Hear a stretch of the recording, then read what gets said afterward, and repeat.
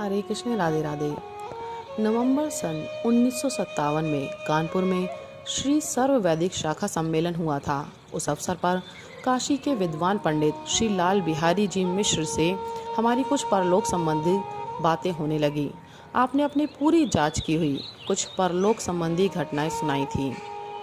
Sakaldiha station से जिला वाराणसी 3 कोस उत्तर की ओर प्रभुपुर नामक एक ग्राम है। उसी ग्राम में भांगरी नामक एक मुसलमान स्त्री थी जो कांच की चूड़ियां बेचने वाले मुसलमान मनिहार की पत्नी थी। एक बार उस भांगरी के पड़ोस की एक स्त्री सांघातिक रोग से पीड़ित थी। भांगरी उसकी बीमारी का समाचार सुनकर उस स्त्री को देखने गई। उसे देखने के पश्चात जो ही लौटकर वह अपने घर आई तो अचानक ही उसकी मृत्यु हो गई।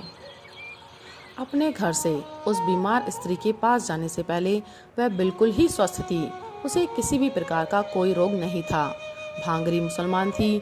उसे मुसलमानी प्रथा के अनुसार दफनाने की क्रिया करनी प्रारंभ कर दी गई।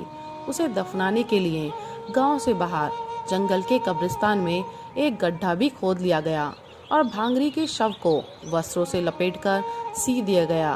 किंतु जब उसे कब्र में दफनाने के लिए रखा जाने लगा तो वह एकाएक जीवित हो गई। उसके मुख से कुछ अव्यक्त से शब्द निकले। उसने अपने हाथ के संकेत से अपने मुख पर से कपड़ा हटाने के लिए कहा। जब उसके मुख पर से कपड़ा हटाया गया तो उस समय लोगों ने बड़े ही आश्चर्य के साथ देखा कि उसका सिर जो पहले बिल्कुल ठीक ठाक था अब उसमें जलने के 3 निशान बने हैं, मानो किसी ने उसे त्रिशूल गरमाकर दाग दिया हो। उसके कुछ केश भी जल गए थे। बाद में जब तक भांगरी जीवित रही तब तक वे केश बराबर जले ही रहे। वह त्रिशूल का निशान भी उसके मरने तक बराबर इसी प्रकार बना रहा। लोगों ने इसका कारण पूछा तो भांगरी ने बताया, मैं बिल्कुल ठीक ठाक थी, मुझे कोई रोग नहीं था। एकाएक मेरे सामने 2 व्यक्ति आए। वे मुझे पकड़कर अपने साथ कहीं बहुत दूर ले गए। वे मुझे जहाँ ले गए वहाँ मैंने देखा कि एक बहुत बड़ी सभा लगी हुई थी। एक ऊंचे आसन पर एक बड़ा ही तेजस्वी व्यक्ति बैठा हुआ था। उस तेजस्वी व्यक्ति ने उन दोनों व्यक्तियों को, जिन्होंने मुझे उसके सामने ले जाकर उपस्थित किया था, बहुत ही फटकारा और बोला, तुम उसे यहाँ क्यों ले आए हो? इसकी मृत्यु अभी नहीं लिखी थी। इसकी तो आयु अभी 14 वर्ष और बाकी है। तुम्हें तो हमने इसके पड़ोस की जो स्त्री बीमार है उसे लाने के लिए भेजा था। यह स्त्री तो बड़ी पापात्मा है।